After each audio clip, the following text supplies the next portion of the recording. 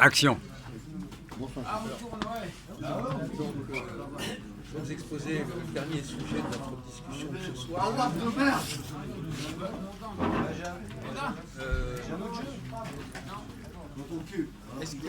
Qu'est-ce que vous pensez de la formule sois belle et tais-toi? Oui. Est-ce qu'il y a une sagesse? Est-ce qu'il y a un message dans cette formule? Oui, il y a une sagesse. La beauté, mais ne parle pas. En gros. Oui. Voilà. Mais est-ce que ça a une vérité? Est-ce que ça correspond à une vérité? Qu'est-ce que l'homme attend de la femme? Il attend qu'elle parle, il attend de la voir, Ouais. qu'est-ce qu'il attend? Oui, ce qu'il attend, non, ce qu'il attend sa part, il sait qu'elle est belle, mais Je ramène à un objet. qu'elle ne doit pas trop en dire non plus, qu'elle ne doit pas trop s'exprimer. Bon. Si j'ai lancé le sujet, c'est pas pour dire des banalités. Non. D'accord. Bon. Alors donc finalement, donc si on est dans le domaine du non-langage, ce qu'on appelle le non-verbal. Le non-verbal, qu'est-ce que c'est le non-verbal? Qu'est-ce que ça évoque pour vous, Jean-Paul, le non-verbal? C'est des impressions, des signes, des mouvements de L'enfant qui naît, Voilà, il est dans le non-verbal ou dans le verbal? c'est une expression qui passe par autre chose que la parole. Il est dans le verbal. Voilà, c'est une expression des sentiments et peut-être d'autres choses qui passent par autre chose que la parole. Par des... Quand vous êtes né, vous, Oui. Paul, vous étiez dans le verbal ou dans le non-verbal?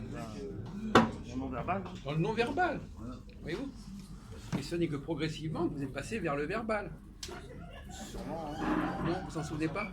Peu importe. Ne vous rappelez pas que c'est vos parents qui vous ont instruit le langage, le verbal. Vous comprenez pas que vous avez eu un moment de votre vie. Alors que vous ne n'aviez parliez pas le quand vous étiez langage, petit, et vous à l'âge de 3 pensiez. mois, de 6 mois, Vous pensiez. de 6 mois, de 9 mois. Quoi, voilà. On n'a pas besoin du langage pour penser. Donc le verbe était qu'intérieur, enfin il n'était pas encore... Oui, c'est tant que vous n'avez pas à communiquer avec autrui, donc vous pensez en vous-même, vous êtes dans le non-verbal, mais ça ne vous empêche pas de penser. Ah, bon, Donc, le non-verbal, par exemple, la beauté. Tu t'en vas? Ah oui. Bah je l'attends, je vais partir avec toi parce que là... il y a avec lui, ouais, parce que on rentre ensemble. Je sais, oui, bien sûr. Bah, demain on se voit, demain on ira. Oui, d'accord, bon, on essaiera. Bon, bah, bonne soirée. Ouais, salut. Oui, Jacques, continue, c'est pas grave. La beauté, vous avez un fauteuil là. La beauté, c'est le non-verbal. Vous pouvez admirer un objet, une femme, n'importe quoi. Il n'y a pas besoin de parler pour que ça vous apporte quelque chose. On peut se nourrir de non-verbal. Et d'ailleurs, l'enfant dans son rapport avec sa mère, il est dans le non-verbal. Il n'y a pas besoin de parler, il y a le toucher, il y a le regard, etc. C'est une vraie conférence. Le diable est mort. Alors le problème, c'est que la beauté, c'est fragile la beauté. Qu'est-ce qui compromet la beauté? Qu'est-ce qui va faire que la beauté n'est plus ce qu'elle est? Le vieillissement. Donc la hantise des femmes, c'est le vieillissement. Elles perdent leur peur de leur vertu non verbale quand elles vieillissent. Elles peuvent compenser par le verbal. Elles peuvent parler, Merdez, oui. mais parler n'est pas affecté par le vieillissement. La beauté peut être affectée par le vieillissement. Donc là, il y a une sorte de tension entre exister dans le verbal et exister dans le non-verbal, qui est propre à la femme. Je suis d'accord. Vous avez des choses à dire là-dessus, Jeannot? Non. Le sexe, par exemple, n'a pas besoin de verbal. Oui, mais si par exemple, je me pose une question. Quelle est la différence entre le sexe et l'amour?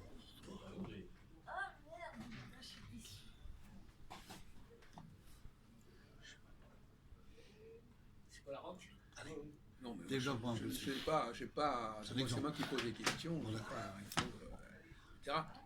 Mais non, Awap, Ça n'est pas, Awap, ça- Tim, dans un cas comme dans l'autre, ça n'a pas besoin. Kulva. La plupart des relations entre un homme et une femme n'ont pas besoin de passer par le verbal. Arrobas, Kulva. Et c'est pour ça par exemple, quelqu'un qui est très intelligent et qui a des discours très très compliqués, peut très bien bien. communiquer dans le non-verbal avec une femme. Ah oui. Donc on peut très bien, il peut y avoir des différences intellectuelles très importantes entre un homme et une femme. Puisque la femme, ce qui nous intéresse, c'est le non-verbal. Donc même si elle ne dit pas des choses extraordinaires sur le plan verbal, c'est pas important. Donc la femme, elle existe beaucoup plus, son pouvoir, beaucoup plus dans le non-verbal que dans le verbal. Ce qu'elle a à dire, c'est pas ça qui fait sa force. Ouais, voilà, c'est ça. C'est pas ça qui va impressionner un homme. Ouais, c'est C'est pas ce qu'elle va son dire. physique, c'est ça. Voilà. Sa Sa présence, c'est son son physique, c'est son teint, c'est tout son toucher, son charme, son tout. truc. Etc. Mais on est dans le non-verbal, donc on est quelque chose qui est antérieur Ouais, ouais. au verbal, Effectivement. qui renvoie à l'enfance quelque part, Ouais, c'est clair. qui renvoie à un premier regard, un premier rapport au monde, Ouais. un rapport au monde des premières années. Finalement, c'est toujours la même chose. Finalement, il y a quelque chose de régressif dans l'amour. Bien sûr. On revient à cette espèce d'état initial où on n'était pas encore dans le langage. On regardait le monde, on le comprenait, mais on n'avait pas encore à l'exprimer à travers un langage qui est collectif, Bien sûr. quelque chose qui n'est pas personnel. Le langage. Quand vous pensez tout seul, quand vous êtes dans le non-verbal, vous êtes encore dans quelque chose qui vous est personnel. Dès que vous employez des mots, vous n'êtes plus personnel. Vous employez des codes qui sont dictés par la société.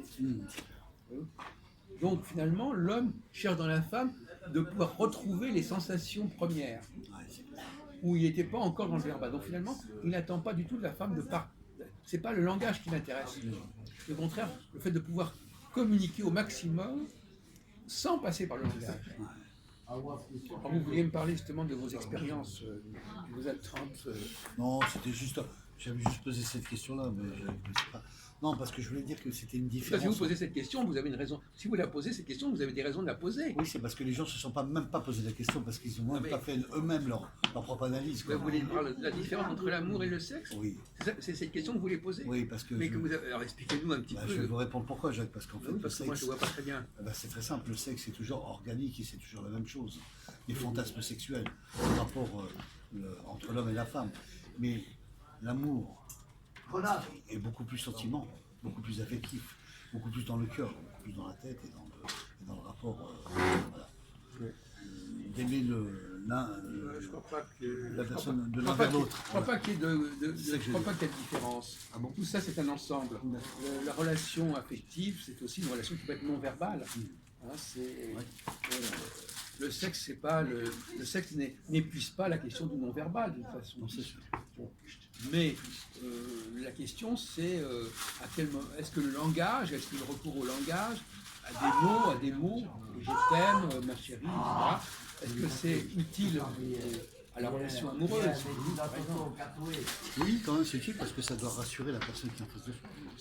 Non, alors, Ça, on ça va la rassure le d'être poser autrement. Ça peut être dans les deux sens. On va poser autrement le problème. Alors, quelle est la partie de notre visage qui est la plus expressive et qui est justement dans le domaine du non-verbal? Quelle est la partie de notre corps, de nos sens, J'ai bien compris. qui est le cœur de la démarche non-verbale? Moi, c'est les yeux.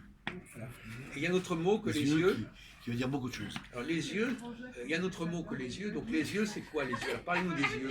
Les yeux, c'est le regard, Oui. la façon de regarder la personne. Et puis après, bon, bien entendu, après l'aspect physique, le visage. Voilà. Le visage de qui? De celui qui regarde ou celui qui est regardé? De celui qui a regardé. Alors, justement, on communique par le regard aussi. Oui. Je perçois par le regard, et je communique par le regard. Exemple, C'est pas la même chose. on va faire un signe de communication de regard. Je vous regarde, vous et moi, Jacques, et je vous dis avec les yeux, regardez par là.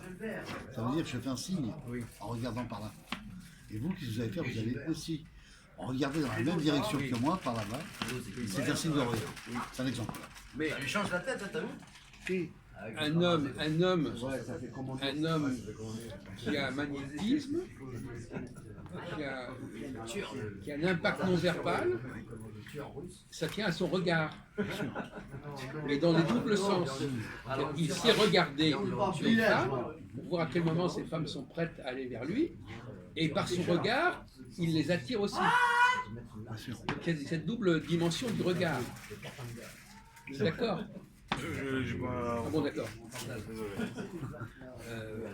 Donc, comme vous dites, le regard, c'est fondamental. Bien sûr.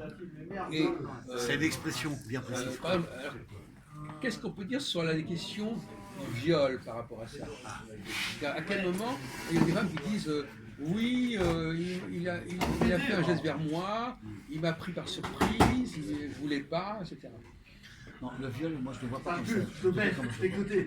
Le viol, c'est une femme qui est soit attachée violemment, et qu'ensuite les gens en profitent de la sauter violemment. Oh, C'est ça le viol. oh bon d'accord, bon. Non mais là on va pas très loin. Non attendez, bon. Bon, remoduler la non, non, phrase. excusez-moi, c'est pas. Non, là vous prenez un cas extrême. Non, ce qui est intéressant, c'est quand il y a des gens qui n'analysent pas correctement l'autre.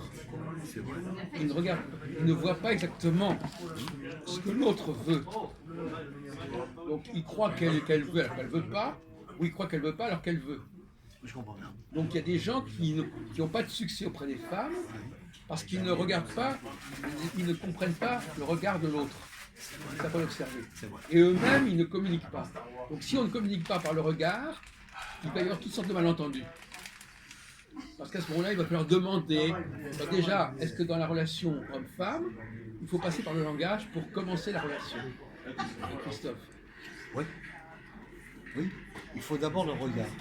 Je crois que le regard est une rencontre importante. Non, mais on vient de vous demander qu'à quel moment est-ce que pour commencer, par exemple, si vous voulez par exemple toucher la main d'une femme, est-ce qu'il faut d'abord le lui demander? Bien sûr. Bien sûr, attendez, calmez-vous, hein, Ouais. calmez-vous. Non, mais je suis dingue. Il n'y a pas raison de dire bien sûr. Enfin, moi, j'ai dit bien sûr parce que je suis éduqué. Il y en a d'autres qui ne vont pas le faire. Ça dépend. Il n'y a pas une question d'éducation, excusez-moi, bon, c'est pas une question d'éducation, c'est une question de subtilité. Si vous avez bien analysé la personne, son regard, et si vous avez vu comment elle vous regardait, vous savez que vous pouvez le faire. Vous n'avez besoin de pas passer par la parole. Hein. Mais par contre, si vous êtes un gros balourd qui ne sait pas ce que l'autre veut et qui ne sait pas où ça en est, soit vous allez attaquer la femme alors qu'elle n'est pas prête, soit vous allez lui parler pour être sûr que, etc. Donc il y a déjà une crise de regard. Si vous ne savez pas regarder et vous faire regarder, il va y avoir toutes sortes de problèmes. Hein, vous n'allez pas savoir où vous en êtes par rapport à la personne. Mais par contre, un type qui sait regarder, quand il sait qu'une femme le désire, il le sait. Et même s'il fait un geste, il ne sera pas à côté de la plaque. Quelqu'un qui ne regarde pas bien, il risque de faire des gestes qui ne seront pas appropriés, qui ne passeront pas. Bien sûr. Donc là aussi, il y a le séducteur, le vrai séducteur, il sait regarder, il sait observer, il sait communiquer par le regard, donc par le non-verbal. Et dès qu'on passe au verbal dans la relation homme-femme, il y a quelque chose qui cloche. Il y a une erreur, on ne sait pas, ou la personne n'est pas sûre d'elle, n'est pas sûre de ce qu'elle a perçu. Et ça pose la question de le non-verbal, c'est aussi le rapport à notre corps. Le sport, la musique, c'est pas forcément le verbal. Avoir confiance en soi, c'est aussi avoir confiance en son corps, en ses sensations, en ses perceptions. Ouais, c'est vrai. C'est très vrai. Et donc,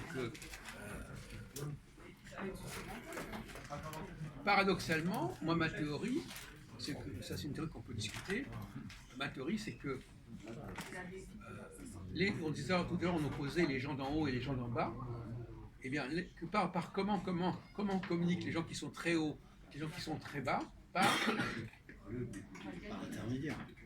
non, par le non-verbal. Non-verbal. C'est effectivement, quand quelqu'un est très très évolué intellectuellement, il ne va pas communiquer intellectuellement avec quelqu'un qui est très en bas. Il va pouvoir communiquer par le sexe, par le non-verbal. Oui, bien sûr. Et donc finalement, ça arrive à cette conclusion bizarre, c'est qu'il peut y avoir des hommes beaucoup plus avancés que leurs femmes, par leurs femmes, beaucoup plus avancés que leurs femmes, et ça fonctionne très bien, parce que l'homme qui est très avancé intellectuellement, il peut aussi être très doué sur le plan non-verbal. Oui, par les actes et par les faits. Voilà, on peut arrêter s'il vous plaît. Merci. Merci Jean. Merci Jean. Vous appuyez.